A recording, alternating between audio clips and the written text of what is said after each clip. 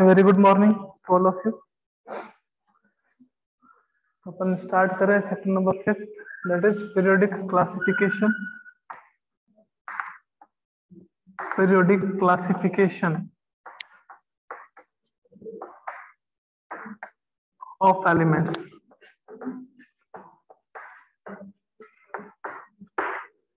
है ना, और अपन इस चैप्टर को क्या कह सकते हैं, दैट इज पीरियोडिक टेबल।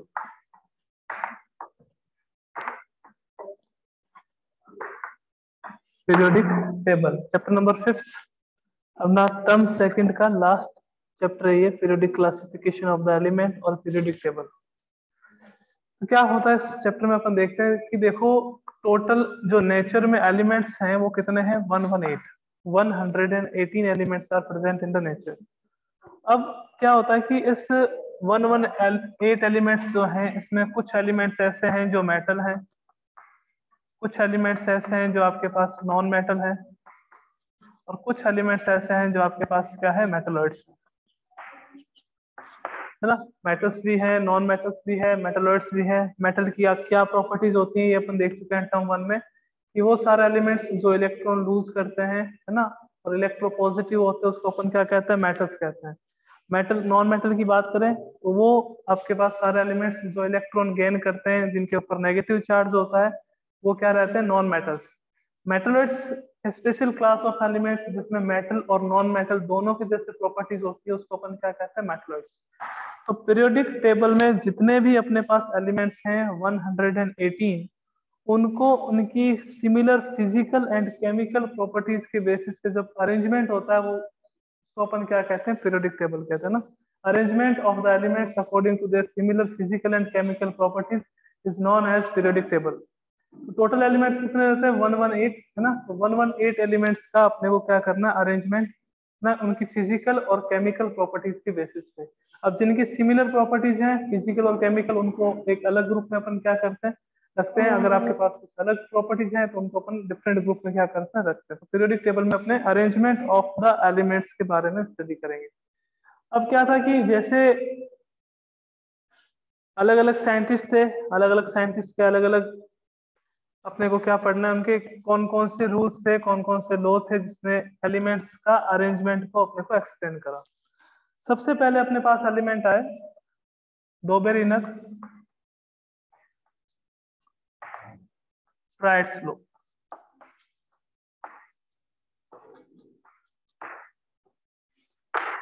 सबसे पहले पीरियोडिक टेबल के लिए जितने भी आपके पास उस टाइम पे जितने भी नॉन एलिमेंट्स थे, उन नॉन एलिमेंट्स का सबसे पहले क्लासिफिकेशन किसने करा, डोबेरिनर ट्राइड्स। डोबेरिनर ने क्या लॉ दिया था उसमें, वो देख लेते हैं। सबसे पहले बात करते हैं कि ट्राइड क्या हो। ट्राइड का मीनिंग होता है group of 3 elements. A group of 3 elements is known as triad। 3 element का जो ग्रुप है उसको अपन क्या कहते हैं, ट्राइड कहते हैं।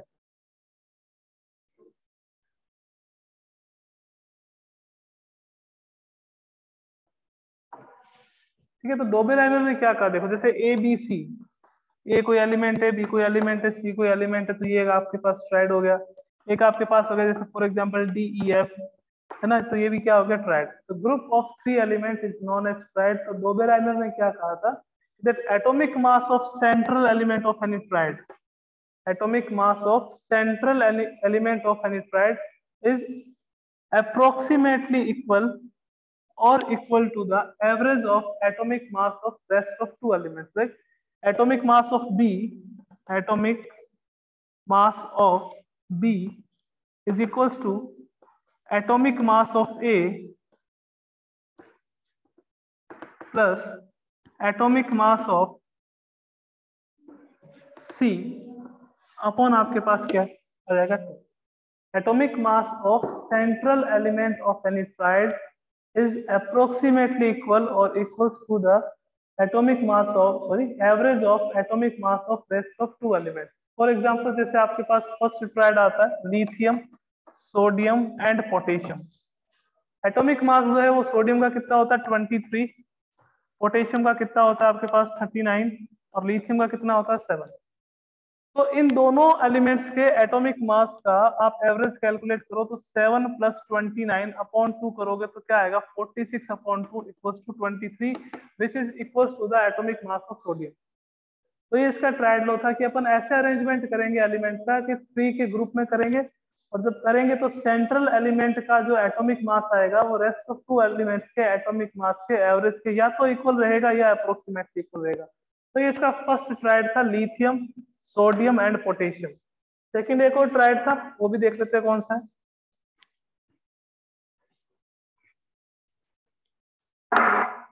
क्लोरीन, ब्रोमीन एंड आयोडीन, ये इसका सेकंड ट्रायड था। अब इनके एटॉमिक मास की बात करते हैं, एवरेज की बात करते हैं। क्लोरीन का जो एटॉमिक मास है वो होता है 35.5। ब्रोमीन का आपके पास कितना रहता है 80, आयोडीन का कितना रहता है 127। आप इसका एवरेज कैलकुलेट कर सकते हो फर्स्ट और लास्ट का, यानी कि क्लोरीन का और आयोडीन का। तो 127 प्लस आपके पास 35.5 अपॉन 2 आ जाएगा तो कितना रहेगा 162.5 अपॉन 2 करेंगे तो क्या आएगा 81.25। तो 81.25 जो है वो 80 के क्या रहता है अप्रोक्सीमेटली इक्वल रहता है।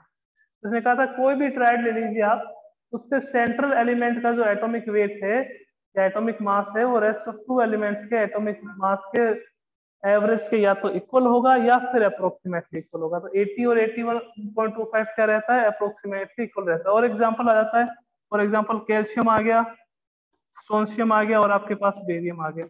अब इनमें भी अगर कैल्शियम और बेरियम के एटॉमिक मास का एवरेज देखेंगे तो किसके इक्वल रहेगा आपके पास स्ट्रोंशियम के। स्ट्रोंशियम का जो एटॉमिक मास रहता है वो 87 होता है, कैल्शियम का आपके पास कितना रहता है 40 रहता है, और बेरियम का आपके पास 130 के आसपास रहता है ना, 130 से थोड़ा ज्यादा रहता है। तो स्ट्रोंशियम के एटॉमिक मास से क्या रहेगा इक्वल रहेगा।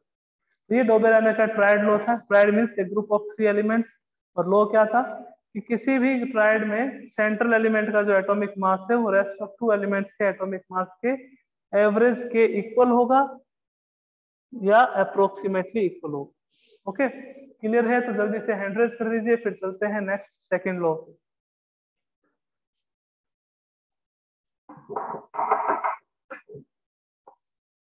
अब लिमिटेशन क्या आ जाती है इसकी? लिमिटेशन ये है कि उस टाइम तक इसने जितने भी ट्रायड बनाए थे तो जो रिमेनिंग एलिमेंट्स थे उन पे ये एप्लीकेबल नहीं हुआ था लो, तो ये फेल हो गया था, है ना। तो फेल हो गया तो फिर अपने को क्या करना पड़ेगा, दूसरे साइंटिस्ट की तरफ जाना पड़ेगा, है ना। तो ये मत सोचना कि केमिस्ट्री में जब फेल हो जाते हैं अगर कोई साइंटिस्ट तो हमें दूसरे को क्यों पढ़ना पड़ता है, बिकॉज पहले वाले ने कुछ तो बताया आपको कि एलिमेंट को अरेंज भी करना होता है उनकी फिजिकल और केमिकल प्रॉपर्टीज के बेसिस पे।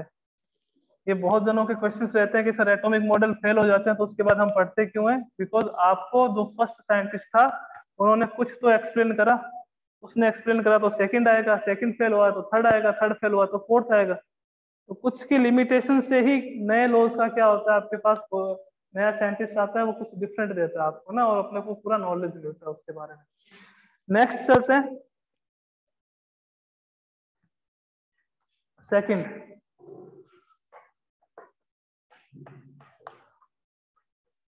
Newlands law of Octave.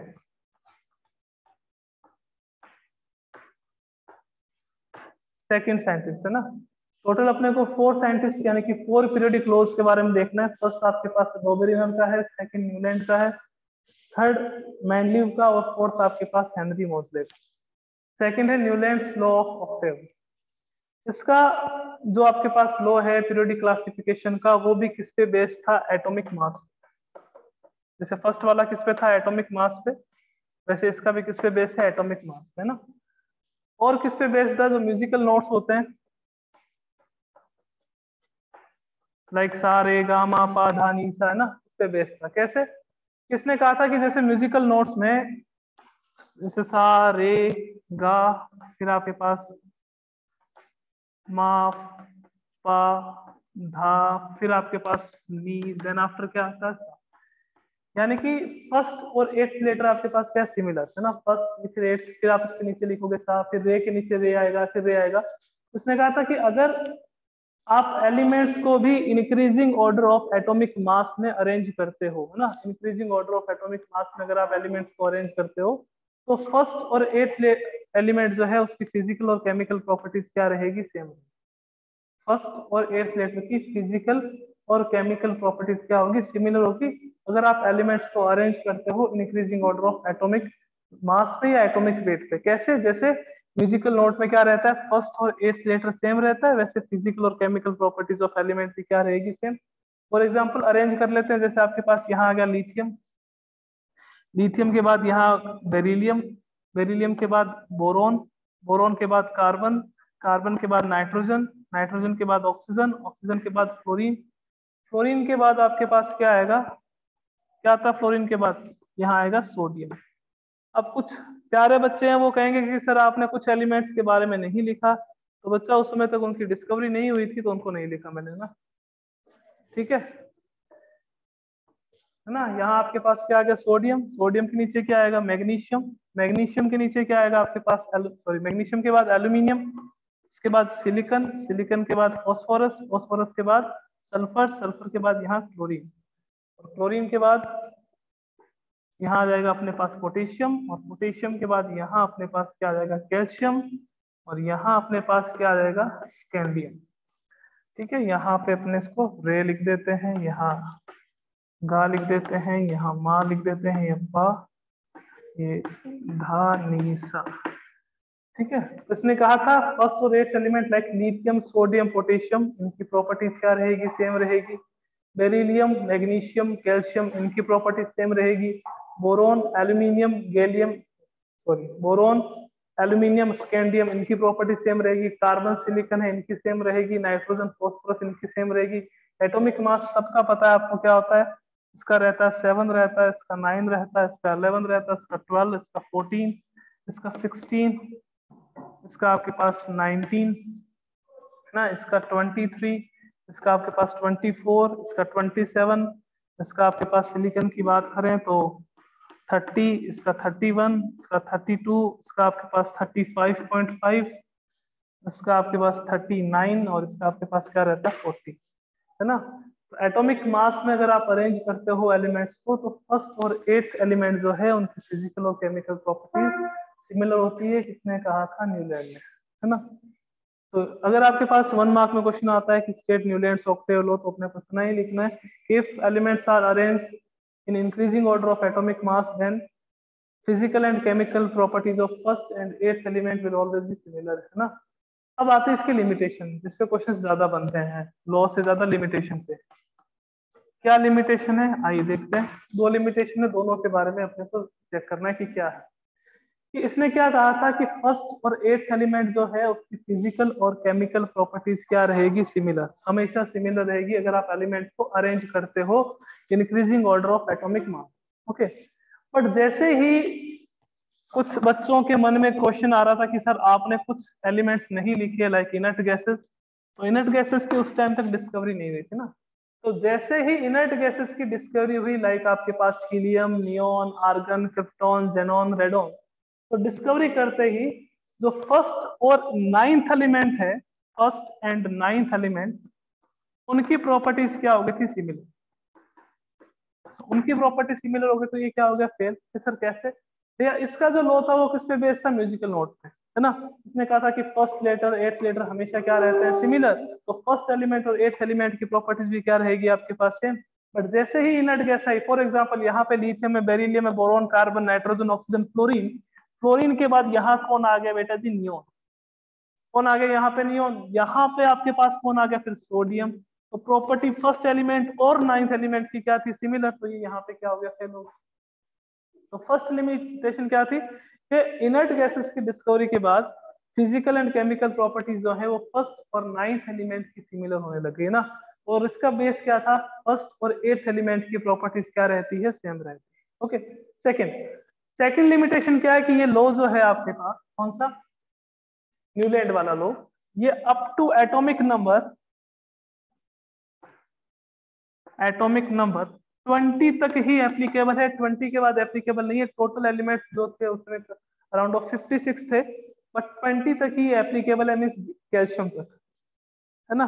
यहाँ पे कि सर क्यों, बिकॉज देखो ये एटॉमिक नंबर क्या आ रहा है आपके पास, 21 पे अपने पास क्या आता है बच्चों, स्कैंडियम आता है ना। और स्कैंडियम की प्रॉपर्टीज कंप्लीटली डिफरेंट है बोरोन और एल्यूमिनियम से। और स्कैंडियम के बाद बात करें तो स्कैंडियम के बाद आपके पास कौन आएगा, टाइटेनियम आएगा, टाइटेनियम के बाद वेनेडियम, वेनेडियम के बाद क्रोमियम, क्रोमियम के बाद मैग्नीज। इन सब की प्रॉपर्टीज इस ग्रुप के जो दूसरे एलिमेंट्स हैं like silicon, like phosphorus, like sulphur, like chlorine, इनसे कंप्लीटली क्या रहती है, डिफरेंट रहती है। तो यहीं पर फेल हो गया। तो दो लिमिटेशन रहेगी कि after the discovery of inert gases the physical and chemical properties of first and ninth element was similar, है ना, इन दोनों की प्रॉपर्टीज क्या थी, सिमिलर थी। और सेकंड, ये लो जो है एप्लीकेबल होता है अप टू एटॉमिक नंबर 20। 20 के बाद जो भी एलिमेंट्स हैं like scandium, titanium, vanadium, chromium, manganese, इनकी प्रॉपर्टीज कंप्लीटली अपने ग्रुप के दूसरे एलिमेंट से क्या होती है, डिफरेंट होती है। तो सेकंड लॉ हो गया Newlands law of Octave.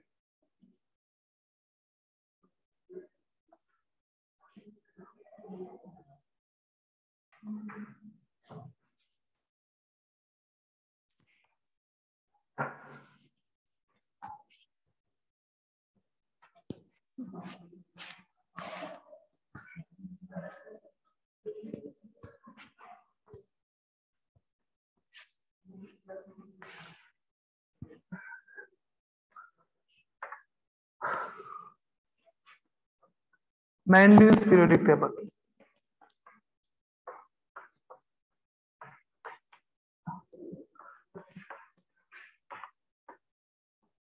Mendele's periodic table ना, मेंडलिस पीरियोडिक टेबल फर्स्ट साइंटिस्ट था जिसने कुछ पीरियोडिक टेबल में चेंजेस करे ना। क्या कहता है ये देखो लो, मेंडलिस पीरियोडिक टेबल में इसने कहा कि the physical and chemical properties of elements are periodic function of their atomic mass. यानी कि जैसे जैसे एटॉमिक मास में वेरिएशन होता है, एटॉमिक मास किसी भी एलिमेंट के चेंज होते हैं, वैसे वैसे उनकी फिजिकल और केमिकल प्रॉपर्टीज भी क्या होती है, चेंज होती है। एक सिंपल सा स्टेटमेंट है बस, the physical and chemical properties of the elements are periodic function of their atomic mass. अब इस मेंडलीज पीरियोडिक टेबल में से जनरली जो क्वेश्चंस पूछे जाते हैं वो क्या आती है, सबसे पहले इसकी एडवांटेज के बारे में। एडवांटेज काफी ज्यादा इंपॉर्टेंट है कि क्या एडवांटेज है ना। तो फर्स्ट साइंटिस्ट था जिसने पीरियोडिक टेबल को क्लासिफाई करा ग्रुप एंड पीरियड्स। इसमें क्लासिफाई करा group and periods. First scientist जिसने पीरियोडिक टेबल को क्लासिफाई करा ग्रुप और पीरियड्स। सर क्या होते हैं ग्रुप और क्या होते हैं पीरियड्स?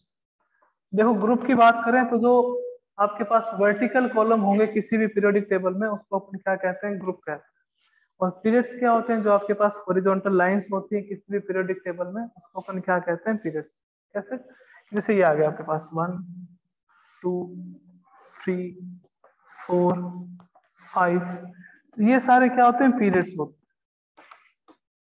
ये आपके पास फर्स्ट, ये सेकंड, ये थर्ड, ये फोर्थ। ग्रुप की बात करें तो ये ग्रुप होते हैं।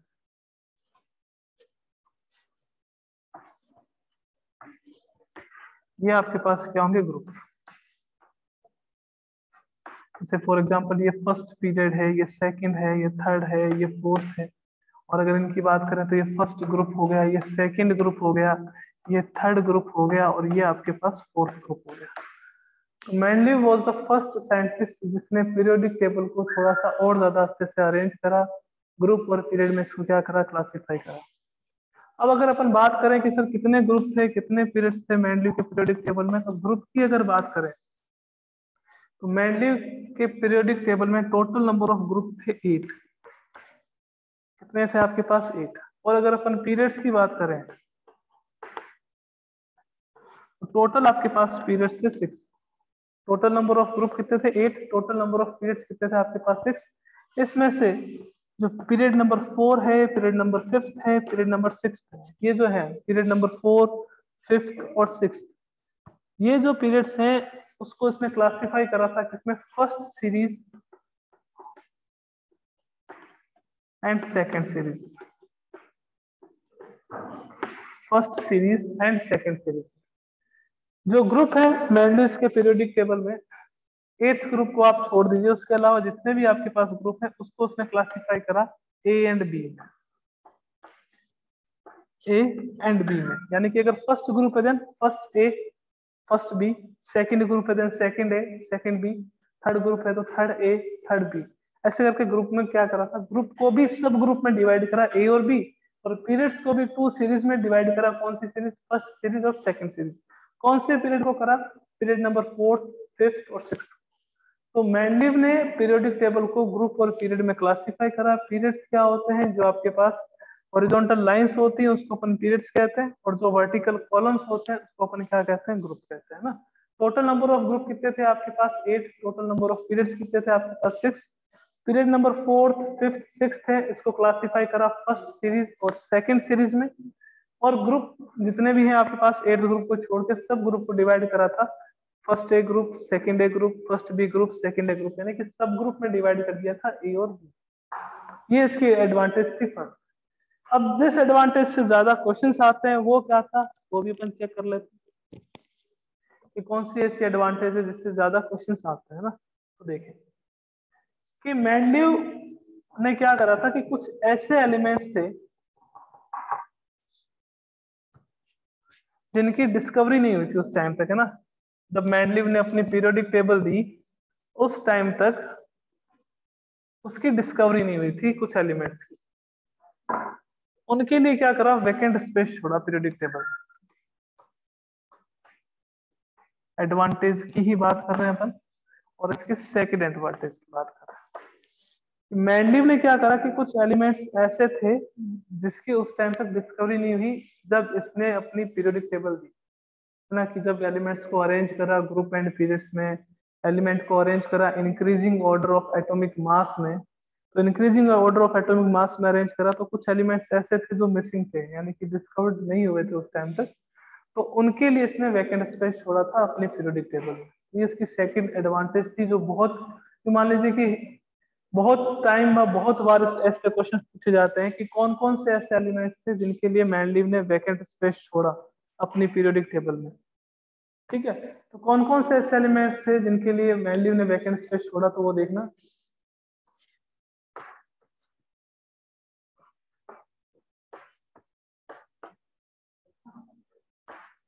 ये कौन कौन से एलिमेंट है, देखो Ga किसके लिए आता है आपके पास, गैलियम के लिए। इसके लिए आता है गैलियम के लिए। Sc for scandium, Ge for germanium, और Te for technetium. In elements के लिए क्या करा, वैकेंट स्पेस छोड़ा। तो सर अगर वैकेंट स्पेस छोड़ा तो कहा क्या उन्होंने, है ना। तो कहा क्या, देखो कि अगर आपके पास गैलियम की बात करें तो गैलियम के लिए जो वैकेंट स्पेस छोड़ा उसको इसने कहा एका एल्यूमिनियम। एका एल्यूमिनियम, ओके। स्कैंडियम की बात करें तो स्कैंडियम के लिए जो वैकेंट स्पेस छोड़ा इसने, उसके लिए उसने कहा एका बोरोन। एका बोरोन, ओके। जर्मेनियम की बात करें, जर्मेनियम के लिए जो उसने नेम दिया वो क्या था, एका सिलिकन। और टेक्नीशियम के लिए जो इसने नेम दिया, टेक्नीशियम के लिए वो क्या था, एका मैग्नीज। एका मैग्नीज। कि सर इसको पता कैसे चला कि कोई एलिमेंट आएगा तो इसने वैकेंट स्पेस छोड़ा। तो मैंने कहा देखो, इसने जो अपनी पीरियोडिक टेबल दी वो पीरियोडिक टेबल किस पे बेस्ड थी, वो एटॉमिक मास। जब ये एलिमेंट्स को अरेंज कर रहा था तो अरेंज करा तो इसने देखा कि आपके पास एलिमेंट्स जो हैं वो उनके बीच के एटॉमिक मास में बहुत ज्यादा डिफरेंस आ रहा था। उसने कहा कि भैया यहाँ पे कोई ना कोई एलिमेंट आएगा, अभी तक उसकी डिस्कवरी नहीं हुई है, तो मैं इसको एका एल्यूमिनियम कह देता हूँ। इसकी जगह क्या, एका बोरोन कह देते हैं इसको। जर्मेनियम की जगह इसने कहा एका सिलिकन कह देते हैं। टेक्नीशियम के लिए जगह का इसने एका मैग्नीज। ये सर यही नाम क्यों दिए, क्या रीजन है कि इसको गैलियम के लिए एका एल्यूमिनियम कहा, स्कैंडियम के लिए एका बोरोन कहा, जर्मेनियम के लिए एका सिलिकन कहा। कुछ भी कह सकता था, एका हाइड्रोजन कह देता, एका कार्बन कह देता। उसका क्या रीजन है, देखो एक्चुअल में इसके जो पीरियोडिक टेबल थी उसमें बोरोन, एल्यूमिनियम, यहां वैकेंट स्पेस छोड़ा इसने, ठीक है ना। बोरोन, एल्यूमिनियम, यहां आपके पास एक और एलिमेंट था इंडियम, ओके। इसकी जो पीरियोडिक टेबल थी, मैंने कहा कि इसका जो आपके पास पीरियोडिक टेबल में इसने क्या करा था कि ग्रुप को डिवाइड करा सब ग्रुप में, ग्रुप को डिवाइड करा सब ग्रुप में, और जो पीरियड्स हैं उसको क्या करा टू सीरीज में, फर्स्ट सीरीज और सेकंड सीरीज में क्लासिफाई करा। अब जो यहाँ पे जो एलिमेंट था जिसकी डिस्कवरी नहीं हुई, और एक एलिमेंट यहाँ पे था जिसकी डिस्कवरी नहीं हुई। ओके, अब एक बात बताओ, यहाँ पे जो एलिमेंट था वो था गैलियम, जिसकी डिस्कवरी नहीं हुई। गैलियम से जस्ट पहले आपके पास क्या आ रहा था सर, हमारे पास एल्यूमिनियम आ रहा था। गैलियम से जस्ट पहले क्या आ रहा था, एल्यूमिनियम। तो हमने इसको क्या कह दिया कि यहाँ पे एक एलिमेंट आएगा, अभी मैं उसका नाम नहीं बता सकता, बट मैं यूं कह सकता हूँ कि उसको अपन ए का एल्यूमिनियम कहेंगे, क्योंकि वो एल्यूमिनियम के बाद आएगा। क्या आएगा, एल्यूमिनियम के बाद आएगा, तो उसको अपन ने क्या कह दिया, ए का एल्यूमिनियम। देखो ये एक ही ग्रुप के थे ना, ये जो था आपके पास ए ग्रुप के थे, यहाँ जो एलिमेंट लिखा वो बी ग्रुप के थे। यहाँ पे जो पीरियड्स की बात करें तो ये आपके पास पीरियड्स थे ऐसे। अब यहाँ पे जो एलिमेंट थे वो फर्स्ट सीरीज के थे, यहाँ पे जो एलिमेंट थे वो सेकंड सीरीज के थे। अब यहाँ पे एक एलिमेंट और आएगा, उसकी भी डिस्कवरी नहीं हुई, बट ये है तो एक ही ग्रुप के कि एल्यूमिनियम, बोरोन। आपके पास यहाँ जो एलिमेंट डिस्कवर नहीं हुआ वो इंडियम एक ही ग्रुप के हैं, ये भी एक ग्रुप के। अब अगर यहाँ पे जो एलिमेंट था उसकी डिस्कवरी नहीं हुई तो उसको तो मैं एका एल्यूमिनियम तो नहीं कह सकता था, बिकॉज एका एल्यूमिनियम मैं इसके लिए दे चुका हूँ उन्हें। मैं क्या करूंगा, इसके लिए एका बोरोन दे देता हूँ। यहाँ पे जो एलिमेंट है उसकी डिस्कवरी नहीं हुई, उसको मैं क्या कह दूंगा, एका बोरोन कह दूंगा। तो इसके लिए क्या है कि जस्ट जर्मेनियम से जस्ट पहले आपके पास सिलिकन आता है ना, तो उसने क्या कह दिया कि उसको एका सिलिकन कह दिया। टेक्नीशियम से जस्ट पहले इनकी जो पीरियोडिक टेबल में इसने जो अरेंज करा था, तो वहां क्या आता है, मैग्नीज आता है। तो टेक्नीशियम वाला जगह खाली छोड़ के वहां पे क्या कह दिया कि इसको मैं क्या कह देता हूँ, एका मैग्नीज कह देता हूँ। ओके, तो इसके लिए एका एल्यूमिनियम कहा है। यूं नहीं कि सर इसका इसकी मर्जी होगी तो इसने एका एल्यूमिनियम कह दिया, एका हाइड्रोजन क्यों नहीं कहा, एका कैल्शियम क्यों नहीं कहा, बिकॉज गैलियम एल्यूमिनियम के जस्ट बाद में आता है, तो उसको कहा एका एल्यूमिनियम। बोरोन जो है वो आपके पास क्या रहता है कि इसी ग्रुप का मेंबर है। अब इसके लिए अगर एल्यूमिनियम लिखते तो कॉम्प्लेक्स हो जाता, तो उसने क्या कह दिया, एका बोरोन। अब अगर यहाँ बात करें, यहाँ सिलिकॉन था, यहाँ एलिमेंट की डिस्कवरी नहीं थी, और यहाँ आपके पास पेन था ना, तो यहाँ पे एलिमेंट की डिस्कवरी नहीं हुई थी, इससे पहले कौन आ रहा है, सिलिकॉन। तो उसके लिए क्या कह दिया इसने, ये एका सिलिकॉन, एका सिलिकॉन कह दिया। ओके, अब कौन से ग्रुप के एलिमेंट्स थे सर ये, देखो फर्स्ट सेकंड, ये थर्ड ए और थर्ड बी, ये आपके पास फोर्थ ए, और कौन से थे, फोर्थ बी के एलिमेंट। तो आपके पास ये जो फोर्थ ए ग्रुप के एलिमेंट थे सर, फर्स्ट में कौन था, फर्स्ट में आपके पास हाइड्रोजन वाला ग्रुप आ जाता है। सेकंड में आपके पास बेरियम वाला ग्रुप आ जाता है, हाइड्रोजन है, और आपके पास हाइड्रोजन के बाद लिथियम है, सोडियम है, पोटेशियम है, रुबिडियम है, सीजियम है। ये आपके पास फर्स्ट ए ग्रुप के थे। सेकंड में बेरिलियम है, मैग्नीशियम है, कैल्शियम है, स्ट्रोंशियम है, ये सारे कहाँ थे, सेकंड में। थर्ड में ये था। थर्ड बी में आपके पास ये स्कैंडियम था, स्कैंडियम के नीचे आता है आपके पास लिथियम, वो था। फोर्थ है में आपके पास कार्बन, सिलिकॉन, एका सिलिकॉन। अपन अभी तक इसको जर्मेनियम नहीं कहेंगे, बिकॉज जर्मेनियम की उस टाइम तक डिस्कवरी नहीं हुई थी। फिर क्या आ जाता है आपके पास टिन। फोर्थ बी में आपके पास कौन से एलिमेंट आ जाएंगे, जैसे यहाँ स्कैंडियम आ रहा है, स्कैंडियम के बाद क्या आता है, टाइटेनियम, तो टाइटेनियम वाला यहाँ आ जाता है। ठीक है ना, तो जो एलिमेंट डिस्कवर्ड नहीं हुए थे उस टाइम तक, उसने उसके लिए भी क्या करा था कि कुछ ना कुछ वेकेंट स्पेस छोड़ा और स्पेसिफिक नाम दिया। ट्रिक करनी हो कर लीजिए, गंगा से जमुना तक 4 एलिमेंट ऐसे थे जिनकी डिस्कवरी नहीं हुई थी, है ना। तो याद रहेगा, जी ए फॉर गैलियम होता है, जी ई फॉर जर्मेनियम होता है। गैलियम के लिए एका एल्यूमिनियम, बिकॉज गैलियम से जस्ट पहले एल्यूमिनियम आता है, और जर्मेनियम के लिए एका सिलिकॉन, बिकॉज जर्मेनियम से जस्ट पहले क्या आता है, सिलिकॉन आता है। तो मेंडलिस के पीरियोडिक टेबल की दो एडवांटेज थी, फर्स्ट कि इसको पीरियड और ग्रुप में इसने क्लासिफाई करा, और सेकंड एडवांटेज क्या थी कि इसने वो एलिमेंट्स जिसकी डिस्कवरी नहीं हुई थी उनके लिए वैकेंट स्पेस छोड़ा। समझ आ गया हो तो हैंड रेज कर दीजिए, फिर अपन चलते हैं आगे नेक्स्ट टॉपिक पे।